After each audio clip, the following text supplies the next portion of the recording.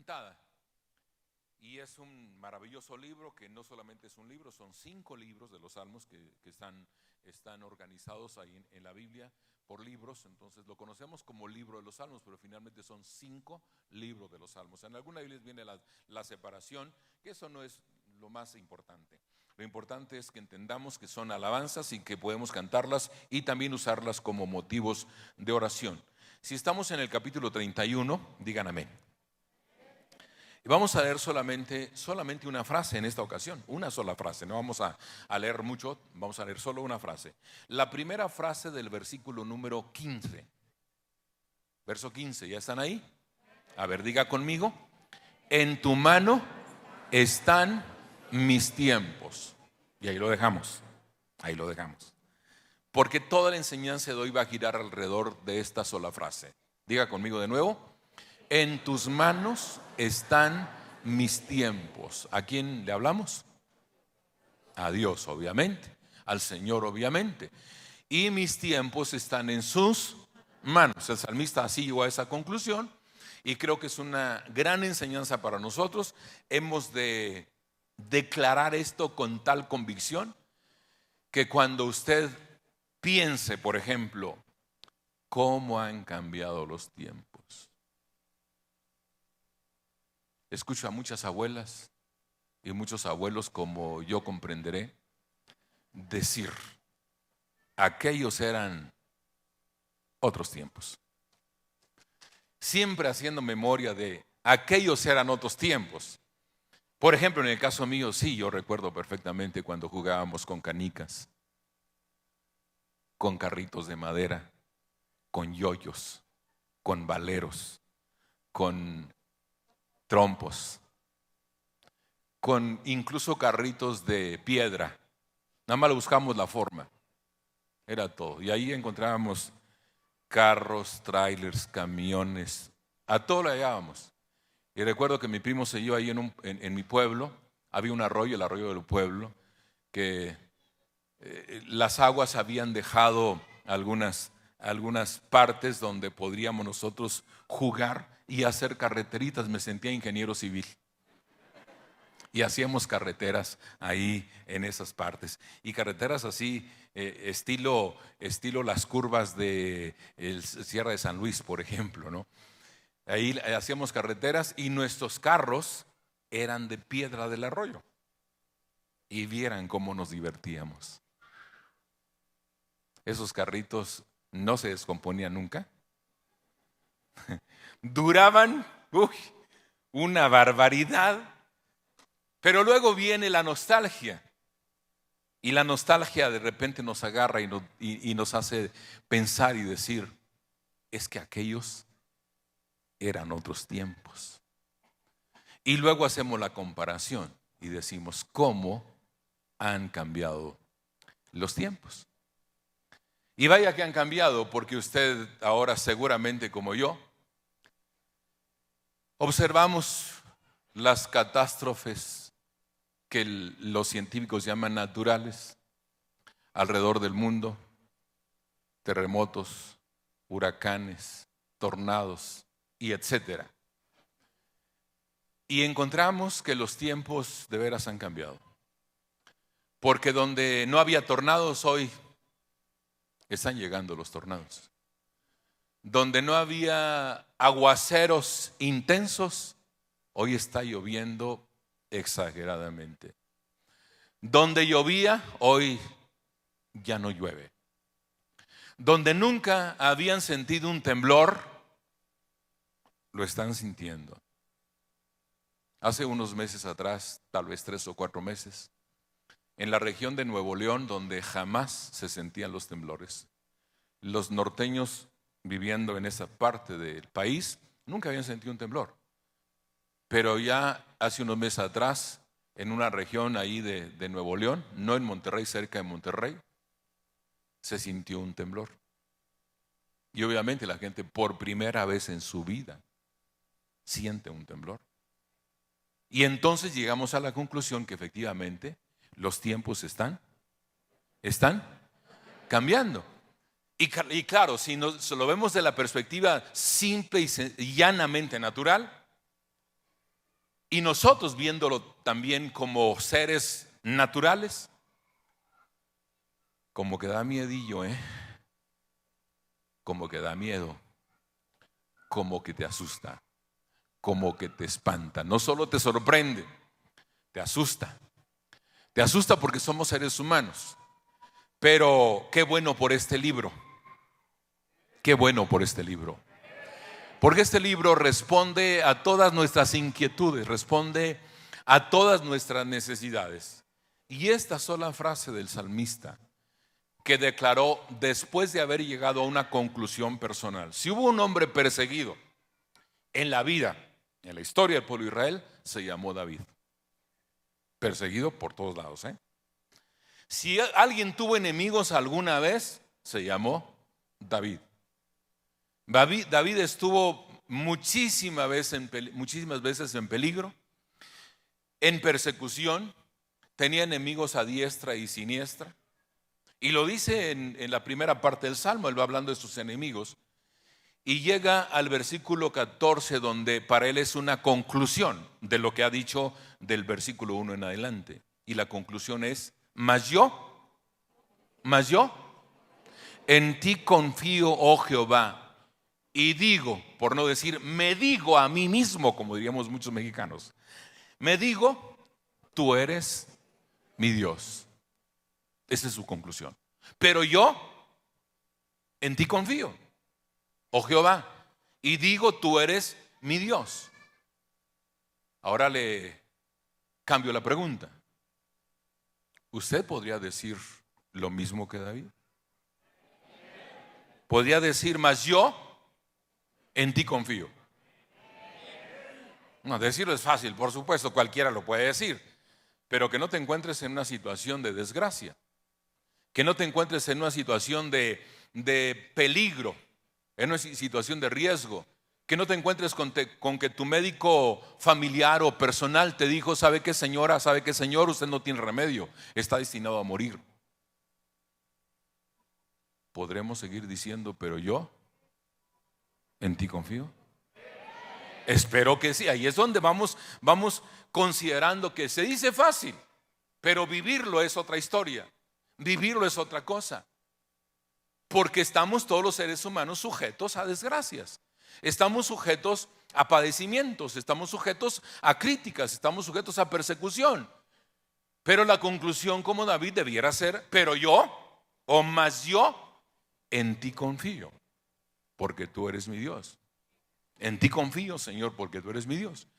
Una vez que el salmista llega a esa conclusión personal, a esa determinación, hace esta declaración: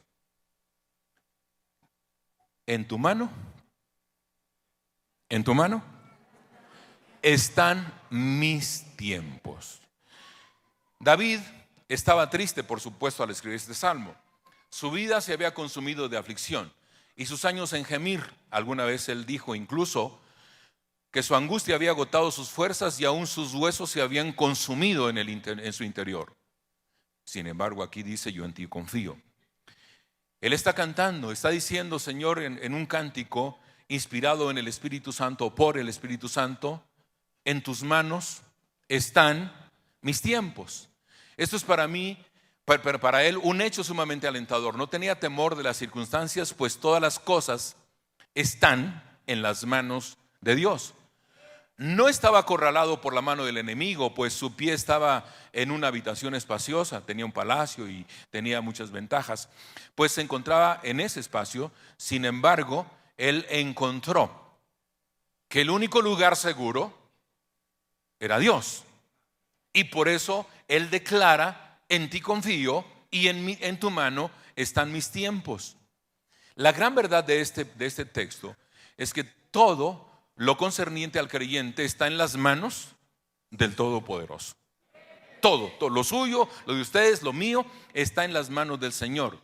Estos tiempos, por supuesto, cambian o mutan, como dicen algunos, pero solo cambian de acuerdo con el amor inmutable. Se mudan solo de acuerdo al propósito de uno, en el que no hay mudanza ni sombra de variación. Mis tiempos, es decir, mis altibajos, mi salud, mi enfermedad, mi pobreza, mi riqueza, Todas estas cosas están en las manos del Señor. Él arregla y Él asigna de conformidad su santa voluntad.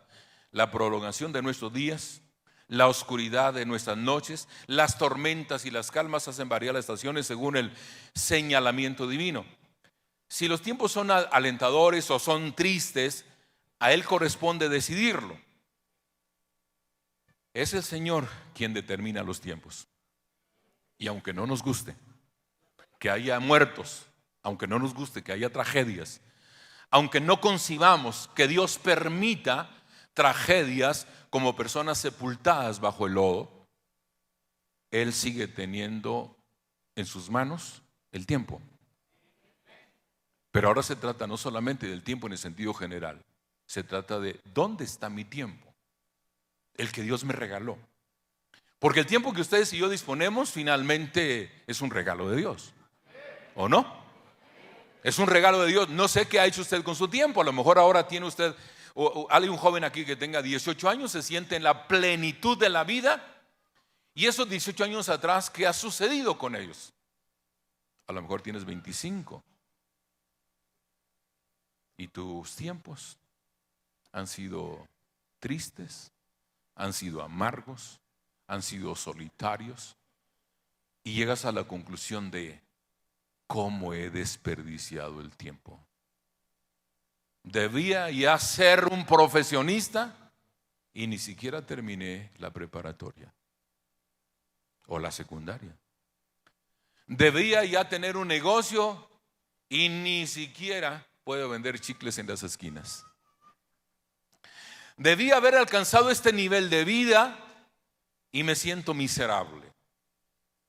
Posiblemente a ese tipo de declaraciones el problema sea que tú o yo administramos nuestro tiempo y por eso fracasamos.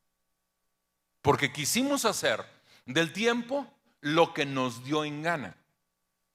A veces incluso nos sentimos así, ufanos, satisfechos de yo puedo hacer lo que me dé la gana, para eso soy joven, para eso tengo fuerzas, o para eso puedo disponer.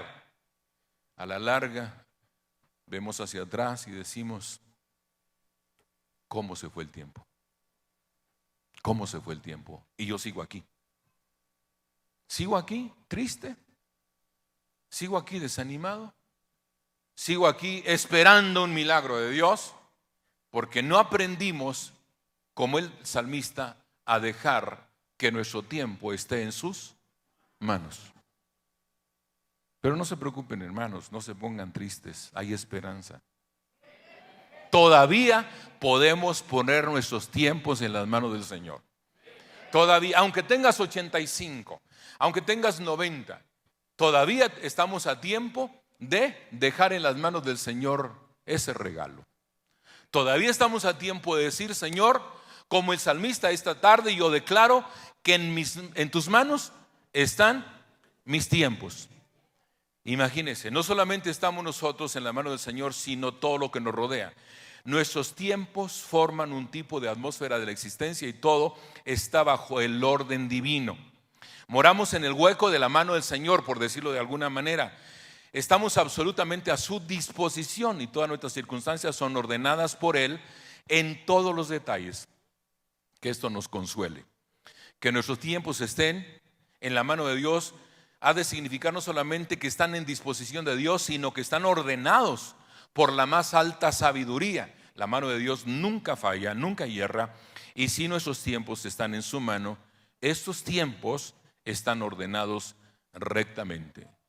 Dios quiera que todo lo que estamos aquí esta tarde podamos decir, en tus manos están mis tiempos, cualquiera que sean ellos, agradables o dolorosos, oscuros o brillantes, como mejor parezca que sean, que digamos, sí Señor, en tus manos están mis tiempos. ¿Qué enseñanza podemos sacar de esta frase? ¿Qué lecciones nos deja esta frase? Vamos a tratar de hacer un resumen y tratar de tener 5 conceptos básicos de ese versículo. ¿Le parece bien? 5 ideas claves sobre el texto En tus manos están mis tiempos. ¿Qué representa para mí? Una vez que tomé la determinación, la firme decisión de poner en las manos del Señor mis tiempos. No es tarde. Y yo bendigo al Señor porque si hablo de mi testimonio personal, 19 años casi desperdiciados. Mi infancia, mi adolescencia, mi juventud estaba yendo por el camino equivocado. El Señor apareció en mi vida en el momento oportuno y a los 19 yo decido entregar mi vida al Señor y los tiempos cambiaron. Los tiempos cambiaron. Hoy puedo decir con mucha satisfacción que los últimos años después de los 19 han sido los mejores de mi vida. Sí disfruté la niñez, ya lo dije, con los carritos de piedra. Sí disfruté mi niñez jugando con mis primos allá en el arroyo. Sí disfruté de hacer carreteritas. Disfruté de muchas otras cosas, pero la plenitud de vida la descubrí cuando tenía 19. Y bendigo al Señor por ese momento. Usted, no sé, a lo mejor lo descubrió a los 12, a lo mejor a los 18, a lo mejor a los 35, a lo mejor a los 60. No se preocupe, ahí el tiempo con el Señor es oportuno. Y en el momento que llegas a Él, nunca es tarde con Él. El momento que lo conozcas siempre será el mejor momento. Así que la primera idea es que cuando declaramos en tus manos están mis tiempos, nos da un sentido de cercanía a Dios. Amén. Para esa gente que dice, ay Señor, tan lejos que estás de mí. No. Ahora con ese versículo, con esta frase, hay una cercanía a Dios. Si tus tiempos están en el Señor, hay una cercanía. El problema del ser humano, la tendencia de los seres humanos es alejarse más y más de Dios. Esa es la tendencia.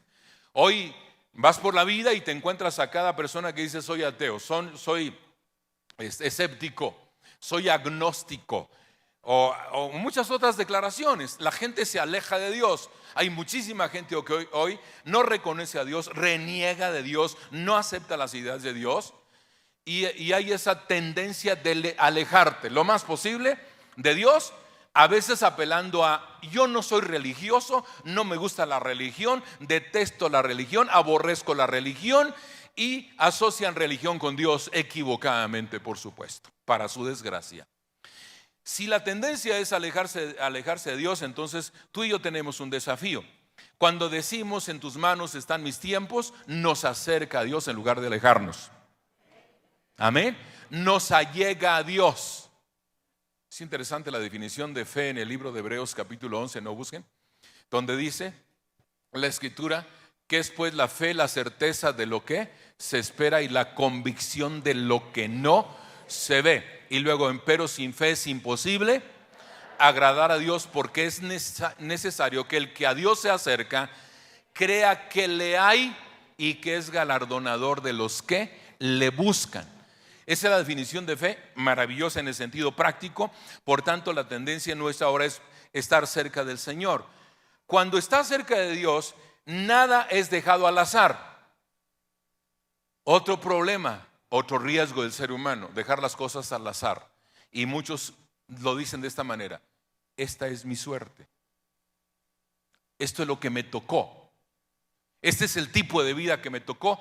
Y se conforman equivocadamente, obviamente, se conforman a su estilo de vida, a su forma de vida, pensando que esa es su suerte, siendo que solo para partir de la idea que con Dios no hay suerte, con Dios hay providencia. Y el Señor nos da sopita del propio chocolate, incluso cuando vamos a la Biblia, porque dice el libro de Proverbios que pareciera que da permiso a la suerte. Dice, la suerte se echa en el regazo, pero de Jehová es la respuesta. Primero toma la idea de que hay gente que piensa en la suerte. Y ustedes saben que hay muchas cosas que no sorteamos con la suerte. O sea, el sortear se deriva de suerte, precisamente. Y la sorteamos a veces hasta en forma infantil o en forma ingenua. Porque echamos suertes con los dados, echamos suertes con las barajas, echamos suertes con, hasta con la saliva aquí. Señor, muéstrame el camino. Voy a poner un poquito de saliva aquí, pongo el dedo y para donde salte es el camino, es la dirección.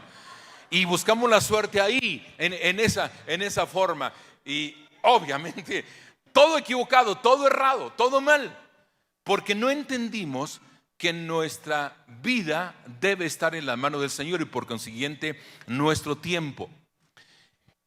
En tus manos están mis tiempos equivale a que Dios esté cerca de su pueblo con todos sus atributos: sabiduría, poder, fidelidad, inmutabilidad, justicia, amor, etc. Ustedes saben que los atributos del Señor son aquellos que no le corresponden más que a Él. O no solo Él es fiel. Así enseña la palabra. Dios es fiel, pero nos ama tanto que a pesar de nuestra infidelidad, Él permanece fiel. Es un atributo de Él. De manera que si nuestras vidas o nuestro tiempo está en sus manos, entonces gozamos de todos los recursos del Señor porque estamos en sus manos. Cuando decimos en tus manos están mis tiempos, hay mucho en este sentido en cuanto a la cercanía del Señor. Y si lo volteas verás más y más claramente que una convicción de que nuestros tiempos están en la mano del Señor tiende a crear un santo y feliz sentido de cercanía a Dios, porque entonces te despiertas pensando en Dios, porque tu tiempo está en sus manos. Te vas al trabajo dependiendo de Dios, porque tu tiempo está en sus manos. Trabajas cotidianamente pensando que tus manos y el fruto de ellas van a honrar a Dios porque es el tiempo del Señor. Regresas a casa a estar con la familia y el tiempo que destinas a los tuyos está en las manos de Dios. Por consiguiente, si puedes aprovechar bien el tiempo y no estarte quejando de que no tengo tiempo, no me alcanza el tiempo. Y la tan gastada idea esa que ya alguna vez lo he comentado aquí, de padres que no tienen suficiente tiempo para estar con sus hijos y salen con el cuento de que yo les doy tiempo de calidad. Y dicen de los 8 días de los 7 días de la semana, yo dedico una tarde para mis hijos, tiempo de calidad. Y les decía yo, ¿cuál tiempo de calidad? Cuando esa tarde lo que haces es llevarlos a comer, llevarlos a un parque, dejarlos ahí divertir si tú te quedas separado, o bien si vas a un restaurante, le compras un celular al niño para que se divierta, para que juegue y tú estás con lo tuyo. ¿Cuál tiempo de calidad? El niño no disfruta. Pero cuando tus tiempos están en las manos del Señor, Él te hace rendir el tiempo, Él te da la capacidad de justificar el uso de tu tiempo, Él te da la capacidad de emplearlo correctamente, porque hay esa cercanía, el sentido de cercanía. Si mis tiempos están en la mano del Señor, estoy cerca de Dios. La segunda idea que descubrimos acá es que si mi tiempo está en la mano de Dios, esta es una respuesta completa para nuestras tentaciones. Si alguien en este auditorio dijera, pastor, yo nunca tengo tentaciones, sería un mentiroso. Así de sencillo. Todo mundo tenemos tentaciones. ¿Qué hacemos frente a la tentación? Cuando llegamos a la conclusión de que mis tiempos están en sus manos, entonces las tentaciones, por ejemplo, entre muchas otras, la tentación de qué voy a vivir. Y luego viene el diablo y te dice, tú no sirves para nada, tú no sabes hacer nada, todo te sale mal. Fracasas en esto y fracasas en lo otro y fracasas en lo otro. Y entonces te sale la tentación de ¿qué? Pues de huir de ello, de escapar, de evitar. Y entonces cuando enfrentas eso, ¿qué es lo que ocurre? Si te dejas llevar por la tentación de caer en la incertidumbre, entonces a lo mejor recurres a cosas que no te van a ayudar para nada. ¿Cuánta gente recurre al asunto de adivíname la suerte o dime mi futuro? Precisamente por la incertidumbre. Cuando en las manos del Señor está el tiempo, entonces podemos vencer la tentación. ¿Qué tentación? Esa donde el diablo viene y me hace sus ofertas. Donde el diablo me presenta ofertas y me dice, mira, no tienes que ir a la iglesia, te va a ir bien acá, solamente consigue un buen trabajo, haz buenas relaciones con tu jefe, etc. Y nos lleva por ahí. Y como decimos luego, nos pone el dedo en la boca. Y nosotros le creemos. Y nos olvidamos del tiempo del Señor y el que le hemos de dedicar a Él. Y nos olvidamos, por ejemplo, que Jehová proveerá. Si en las manos del Señor están mis tiempos, el Señor se llama Jehová Jireh. uno de sus nombres, para revelarnos su capacidad, su poder, su gracia. Y Jehová Jireh significa Dios proveerá. Esa historia de Abraham, donde surge precisamente esta idea, es maravillosa. Porque Abraham hizo esta declaración en una fe que te deja con la boca abierta. Te deja con la boca abierta. Porque cuando Dios le pide sacrificar a su hijo en el monte Moria, Abraham va rumbo al monte Moria con su hijo, llevando leña, llevando fuego, llevando otras cosas. Y en el camino el muchacho lo detiene y dice: papá, aquí está la leña, aquí está el fuego, pero ¿dónde está el cordero para el sacrificio? Abraham no podía decirle: tú eres el cordero del sacrificio. Abraham se limitó a decir a su hijo: hijo, no te preocupes, Jehová Jireh. ¿Qué significa? Jehová proveerá, Dios proveerá. Y siguieron caminando. Llegaron al monte Moria, a la cima del monte. Hizo el altar a Abraham. Y cuando estaba Abraham ya con el fuego preparado, estaba todo preparado, toma al muchacho, lo ata para un sacrificio, porque así era la costumbre, lo amarra, lo pone sobre la leña para ponerle el fuego. Y en eso oye una voz: Abraham, detente. Dios proveerá, dijo Abraham. Abraham, detente. Ya estaba listo para sacrificar a su hijo. Cuando esa voz dijo detente, Abraham voltea hacia donde escucha la voz y sorpresa, no ve a Dios, pero ve el cordero para el sacrificio. Ahí estaba atrapado un animal que Dios había preparado para el sacrificio. Ahí estaba, y era el sustituto para evitar que Isaac fuera ofrecido en sacrificio. Cuando mis tiempos están en las manos de Dios, Dios proveerá. Eso me enseña a confiar en Él. Eso me hace confiar en Él. Eso me enseña a depender de Él.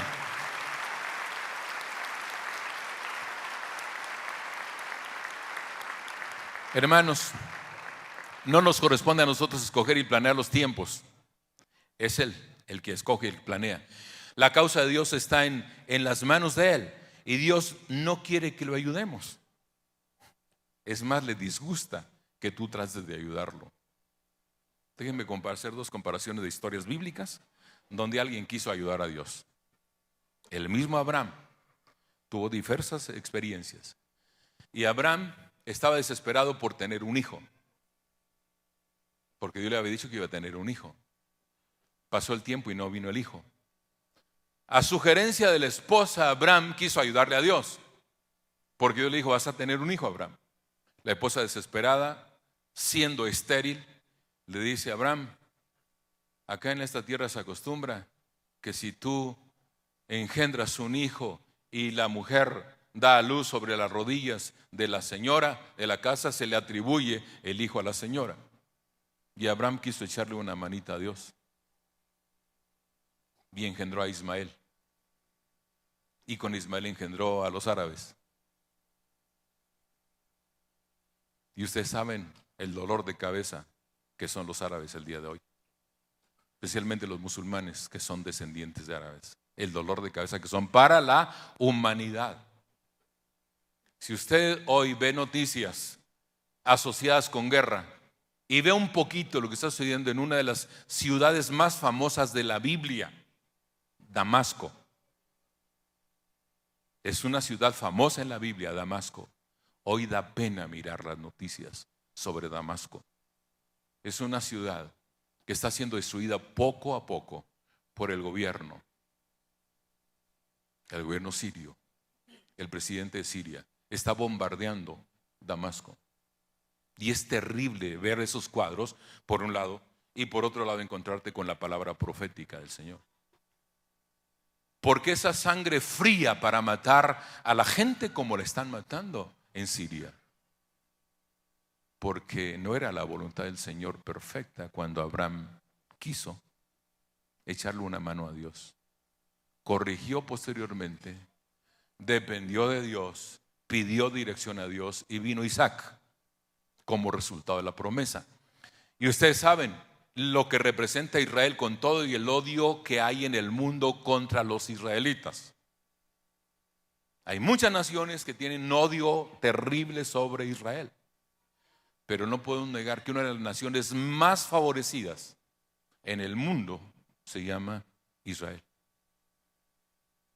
No lo podemos negar. No podemos tapar el sol con un dedo.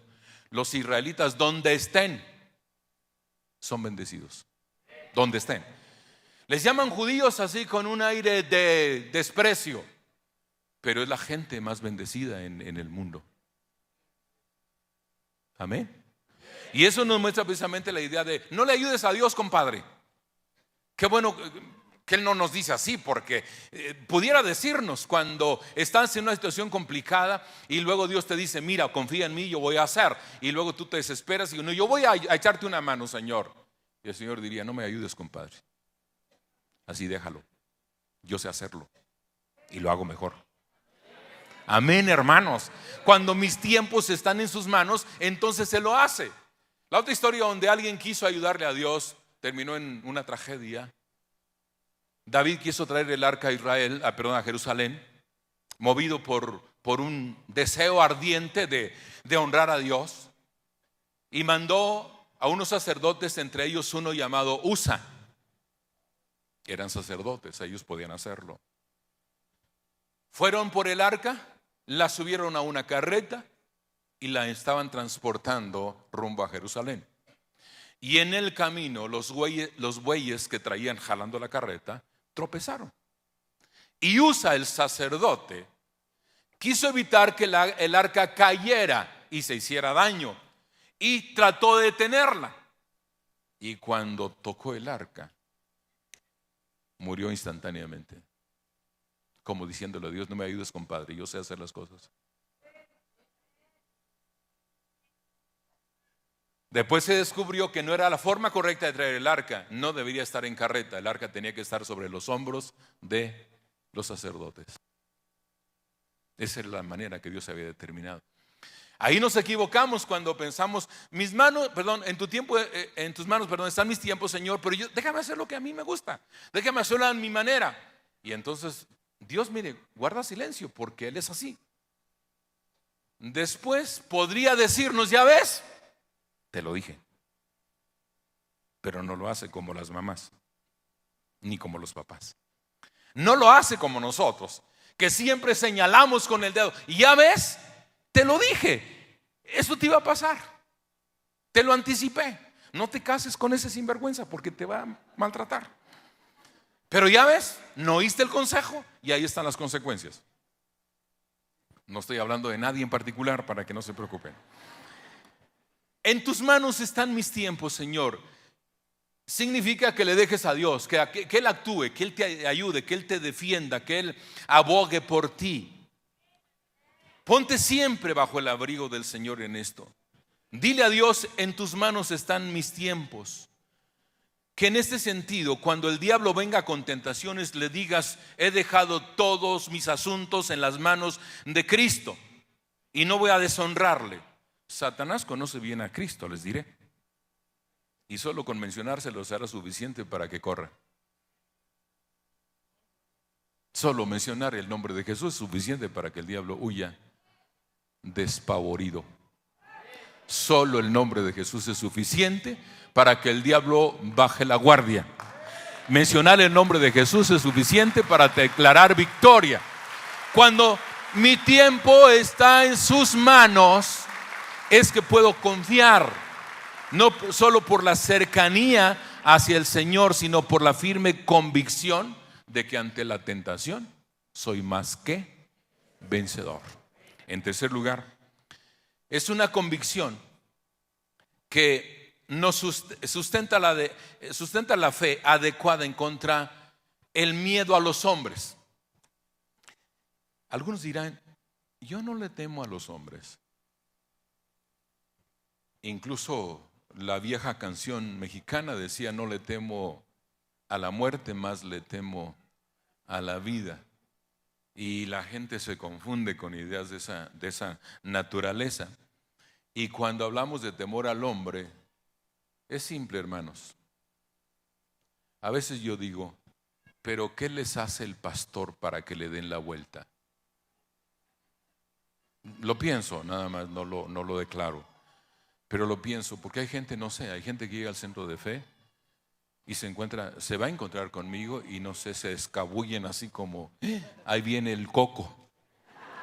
No sé, ¿qué piensan? A lo mejor no es así, pero yo digo, ¿cuál es el miedo? ¿Cuál es el temor? ¿Cuál es la situación? Y siempre lo he dicho acá como testimonio. Qué curioso que los niños se acercan con mucho más facilidad a mí que los adultos. Qué curioso, ¿no? Debería ser al revés, los niños deberían tenerme miedo. Si mi cara no me ayuda, serían los niños. Y no los viejos, porque los viejos pues igual la cara de ustedes también da de repente. Entonces, pero ¿por qué los niños vienen, me abrazan, se acercan, platican conmigo, me hacen preguntas?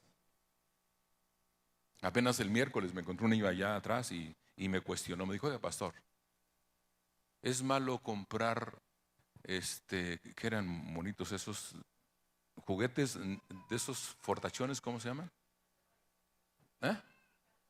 No luchadores, el muñeco ese famosillo que no es el Ken, sino el otro, el de Matrix, creo. Max Steel, ese. ¿Es malo tener Max Steel en la casa? Me dijo el niño, como de 8 años. Qué difícil es contestarle a un niño, ¿eh? ¿Es malo, pastor? Yo se lo planteé y traté de bajarme a su nivel, igual en ese sentido, y hacerme niño como él. Y le dije, mira, no es bueno ni malo.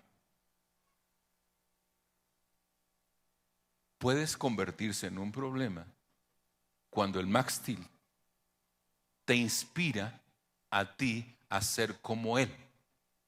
Ahí es donde se convierte en una situación complicada para ti, porque nunca vas a ser como un Max Steel. Y todos los juguetes que tengan que ver con eso, desde Batman, Superman, Spider-Man y todo lo que termine en man, va a ser para un niño inspiración negativa. Porque más de un niño se ha accidentado queriendo volar como esos superhéroes. Y ahí es donde papá y mamá debiéramos tener cuidado qué juguete les compramos a nuestros hijos. ¿Qué inspiran para ellos? ¿Qué les dicen? Si ellos no pueden controlar eso, no se los compren. Si lo pueden controlar, que jueguen. Por eso la respuesta fue: no es bueno ni es malo. Pero los niños son así. Los adultos no se arriesgan a preguntar. Y los que se arriesgan esperan una respuesta a favor. Por ejemplo, algún adulto se acerca y dice: pastor, ¿cómo ve? Tengo mi señora, pero me gusta otra. ¿Es bueno o es malo? Mire, yo, porque soy respetuoso, no le digo sinvergüenza. Porque por respeto no le digo eso. Ganas me sobran de decirlo, por supuesto. O sea, ¿qué preguntas tan tontas hacen algunos adultos? O hacemos algunos adultos. Tenemos la respuesta, pero queremos que nos digan: síguele, vas bien, vas bien, vas bien. Eso es lo que esperan recibir. Por supuesto que la Biblia no va a avalar esas situaciones en ningún sentido. Así que aguante a su vieja hasta que se muera. En el caso de que haya que aguantarla, disfrútela si la puede disfrutar. Pero el matrimonio es para toda la vida. Amén. Es lo que dice la palabra del Señor. Si mis tiempos están en las manos del Señor, entonces yo no le tengo miedo a lo que digan los hombres. No le tengo miedo a lo que piensen los hombres. El Salmo 118, no lo busquen, verso 16 dice: en Jehová he confiado, no temeré lo que me pueda hacer el hombre.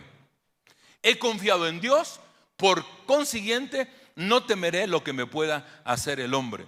Posiblemente algunos de ustedes son calumniados, algunos de ustedes han sido afectados en su reputación por otros, posiblemente han sufrido la murmuración de otros alrededor suyo, pero si tus tiempos están en las manos de Dios, hagamos lo que dijo el Quijote de la Mancha: Sancho, deja que los perros ladren, que es señal de que estamos avanzando. Mientras los perros ladran, señalan que estamos avanzando. Y yo digo, mientras tengamos ataques, es señal de que vamos bien. Mientras como cristianos padezcamos persecución y murmuración y crítica, es que vamos bien. Mientras seamos sujetos de menosprecio, equivale a que vamos bien. ¿Por qué? Mis tiempos están en sus manos, en las manos del Señor, por supuesto. Va una cuarta idea. La cuarta idea tiene que ver con: esta frase es una cura para la aflicción presente. Es una cura para la aflicción presente. Ya dije, todos pasamos por aflicción, cada quien lo suyo. No padecemos todo lo mismo. Cada quien va a tener sus propias experiencias en cuanto a desarrollo, luchas, logros, etc. Sin embargo, cuando pensamos en aflicción, hemos de llegar a la conclusión de que el Señor es fiel, y cuando yo pongo en sus manos mis tiempos, Él me va a guardar en medio de la aflicción. Amén. En medio de la aflicción. Si las mujeres aquí presentes, como dicen luego, si las mujeres aquí presentes pudieran llegar a la conclusión de decir: Señor, mis tiempos están en tus manos, yo he puesto mi cuidado sobre ti, confío y no tengo miedo. Porque las hermanas, las mujeres, tienden a afligirse en la desgracia. Se afligen más las mujeres que los hombres en la desgracia, con todo y que son más fuertes que los hombres. Por tanto, si Dios ha tomado a su cargo lo tuyo, hermana, ¿por qué estás ansiosa? ¿Por qué estás triste? ¿Por qué estás desesperada? ¿Por qué estás apesadumbrada o estresada o deprimida? Si tus tiempos están en las manos del Señor, Él te sostendrá. Él te sostiene, Él te levanta.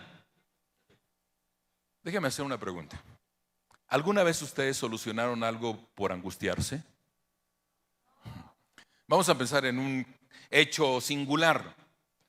Cuando no había suficiente lluvia para tu jardín, para tu milpa, para tus prados, ¿conseguiste que cayera un aguacero porque tú estabas muy preocupado? Cuando había demasiada agua, o si lo creías, ¿disipaste las nubes con tu aflicción? Claro que no. ¿Produjiste alguna vez una moneda de plata por estar tan preocupado? Por supuesto que la preocupación no es un negocio rentable. Es mejor, dijo alguien, y eso me encantó, es mejor 10 minutos de oración que un año de murmuración. Es mejor 10 minutos de oración que un año de murmuración. No murmuras cuando tu tiempo está en las manos del Señor. Murmuras cuando tú quieres controlar tu tiempo. Y hay mucha murmuración el día de hoy con respecto a las tragedias de las lluvias estos días. Y la murmuración llega hasta allá. ¿Por qué Dios lo permite? ¿Por qué Dios lo hace? ¿Por qué gente inocente? ¿Por qué esto? ¿Y por qué? ¿Y por qué? ¿Y por qué? ¿Y por qué? Y mucho es murmuración. Si Dios tuviera que contestarnos, les garantizo que sería como Job. Cuando Job sufrió y estuvo en la más extrema miseria y dolor, deseó morirse. Deseó morir. Y empezó a cuestionar a Dios y le dijo: Dios, ¿por qué me pasa a mí esto? Si siempre ayudé a la gente, siempre vi por afligido, siempre procuré el bien de los demás. Y ahí está Job justificando, justificando, justificando. Hasta que le aparece Dios y le dice: Job, ¿dónde estabas tú cuando yo hice los cielos? ¿Dónde estabas tú cuando le di forma a la tierra? ¿Dónde estabas tú cuando creé a los animales? Y habla de algunos particularmente. ¿Dónde estabas tú? Y se lo lleva con preguntas. Job, ¿dónde estabas? ¿Puedes hacer esto? ¿Puedes hacer lo otro? Hasta que Job solito llegó a la conclusión de que pensé que te conocía, Señor. De oídas te había oído, pero ahora mis ojos te ven y me arrepiento de todo lo que dije. Me arrepiento de todo lo que dije. Ahora, Señor, tomo la determinación de: me sentaré y tú me enseñarás. Y esa actitud de Job cambió la historia. Radicalmente la cambió. Después de superar la prueba, Dios lo prosperó, y dice la Biblia, al doble de lo que había tenido antes de la prueba. En todos los sentidos. Considerando incluso de paso que Job tuvo las chicas más hermosas del mundo de su tiempo. 3 hijas. Una Miss Universo, otra Miss no sé qué y otra Miss no sé qué.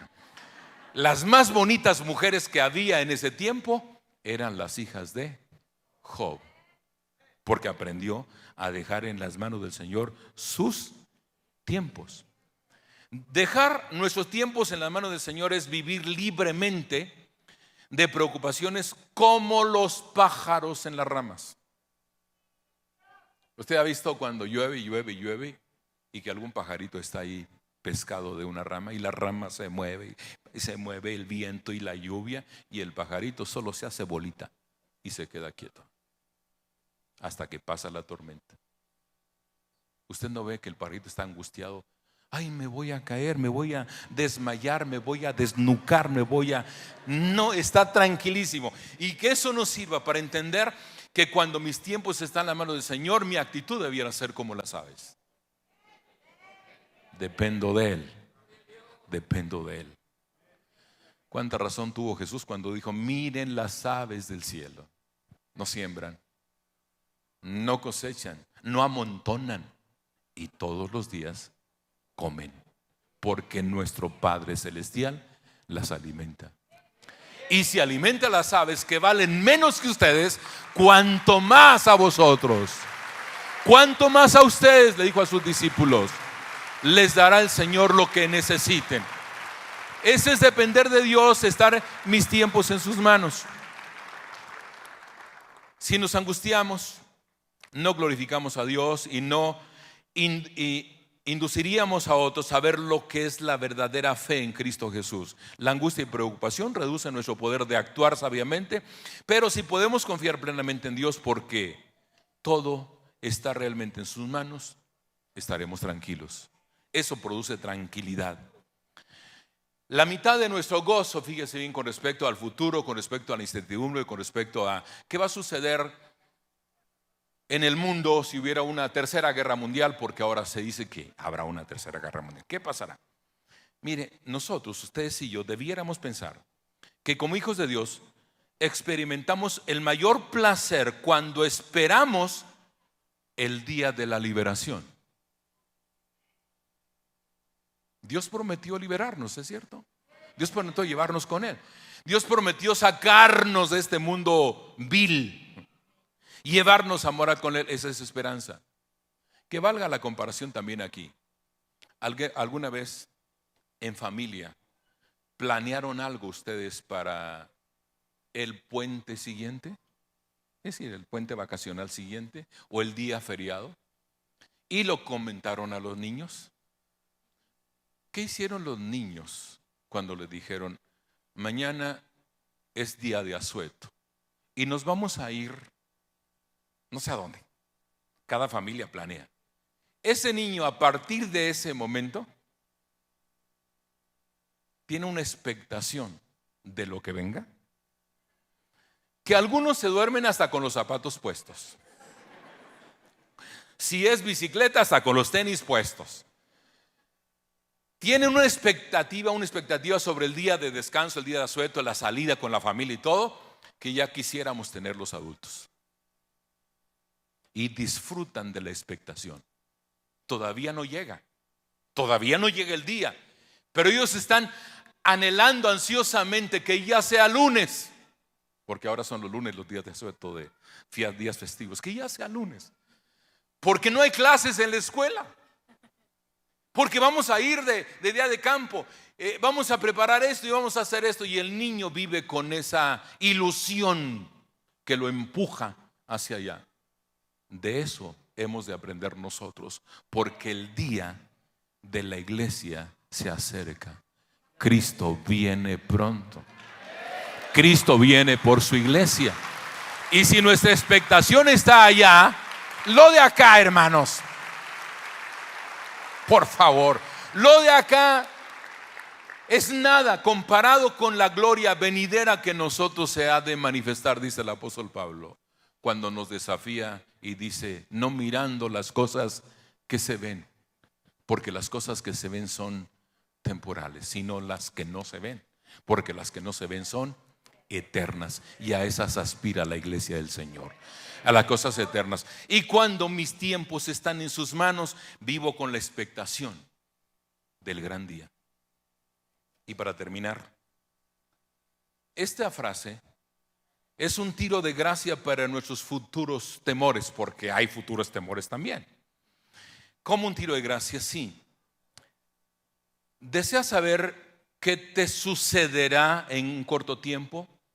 Bueno, compra el periódico barato de la semana y ahí te van a decir qué va a suceder con la economía mundial en los próximos meses. Te van a decir qué va a pasar con Hacienda en México después de la última propuesta del presidente. Te van a decir qué va a pasar con la educación en México después de la nueva ley y toda esa cuestión. Y vas a seguir viviendo en la incertidumbre. Hasta hace unos días atrás, antes de que el presidente mandara su iniciativa de reforma a la ley de Hacienda, todo el mundo estaba asustado pensando que, como en España, el IVA iba a aumentar del 16 al 19%. Algunos economistas daban por hecho de que ustedes y yo no íbamos a pagar el IVA al 16 ahora, sino al 19%, incluso la posibilidad de que fuera al 20%. Imagínate, te quitan el 20% de impuesto, lo que representa el 20%. Y estaba la gente asustada. Sale la iniciativa y resulta de que la pintan de una manera tan tipo espejismo, que todavía no nos cae el 20, ni siquiera sabemos la repercusión real en este momento. Todavía no sabemos. Hay una incertidumbre sobre eso para la sociedad mexicana. Pero para aquel cuyos tiempos están en las manos del Señor, si sube o baja es lo de menos. Dios es nuestro proveedor. Él suplirá lo que nos falte conforme a sus riquezas en gloria en Cristo Jesús. ¿Ves la vida de otra manera? ¿Ves la sociedad de otra manera? ¿Ves el gobierno de otra manera cuando confías en Dios y dependes de Él? Y algunos se reirán de nosotros y nos criticarán y nos juzgarán por esa aparente forma pasiva de reaccionar ante esas amenazas, pero no es una forma pasiva de reaccionar, es una confianza especial en el Todopoderoso, que nos indica que Él proveerá, que Él suplirá, que Él cuidará, y que nosotros hemos de llegar a la conclusión de Josué: no temeré, porque Dios me dijo: no te dejaré ni te desampararé, contigo estaré. Y como el salmista decía, a través de la escritura de parte del Señor: contigo estaré todos los días, todo el tiempo estaré contigo. Dios va a fortalecer a su iglesia en ese sentido. De tal manera, mis hermanos, que cuando pensamos en los temores futuros, realmente no los hay. La propia palabra tiempo supone cambio para ti, cambio para mí, que no hay cambios en cuanto a Dios. Dios sigue siendo el mismo. Cambiarán los tiempos acá, Dios no cambia. Dios seguirá diciendo todo está bien.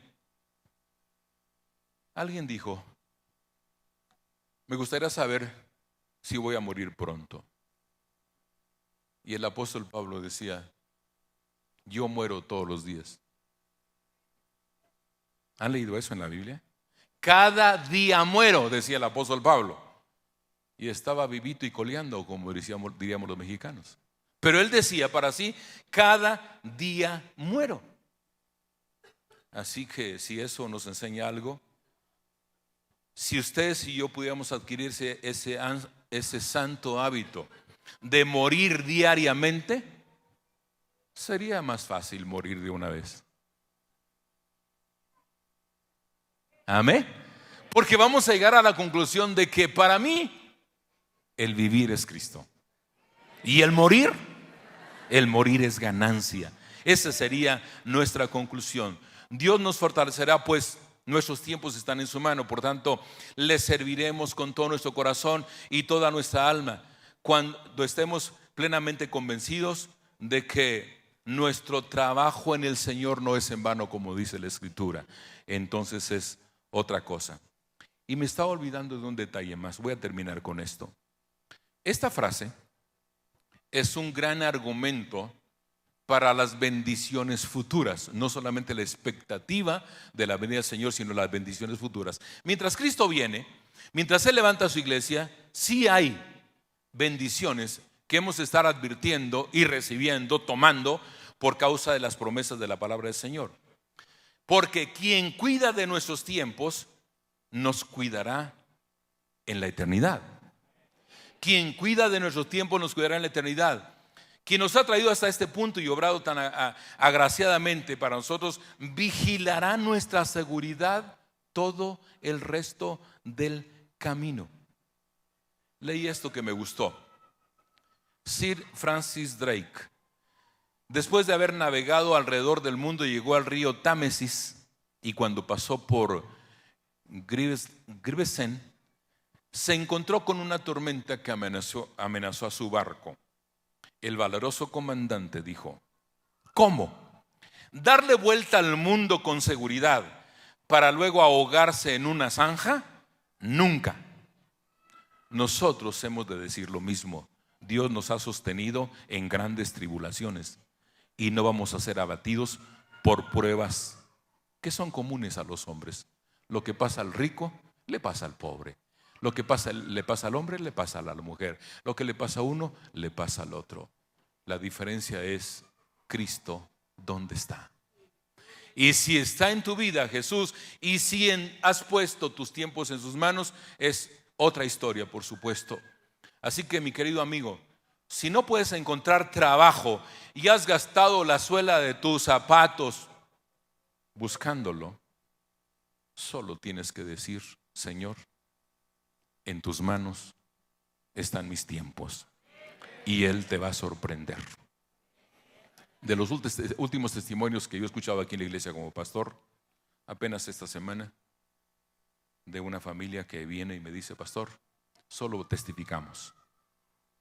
Alguna vez oímos que cuando necesites trabajo, que Dios te lo provea, que Dios te guíe, ni siquiera vas a tener que ir a buscarlo, te lo van a venir a ofrecer a tu casa. Y esta familia dio testimonio que fueron a la casa a buscar al hermano para darle trabajo y ofrecerle un buen trabajo, porque Dios es fiel. Así que, por otro lado, mi querida hermana, si te consumes por una enfermedad, este debe ser tu cántico. En tus manos están mis tiempos. Y si hay un joven aquí emprendedor, porque lo llaman emprendedores a los que buscan superar y poner negocios y todo, un joven emprendedor y comenzar un negocio, y enfrentaste una aplastante pérdida, solo tienes que decir, Señor, en tus manos están mis tiempos. esta frase, por pequeña que parezca, en la mente nuestra se expande como un himno que produce melodías gloriosas hacia el trono celestial, un salmo que florece. Pocas palabras, pero poderoso en el sentido, y una frase llena de descanso y seguridad.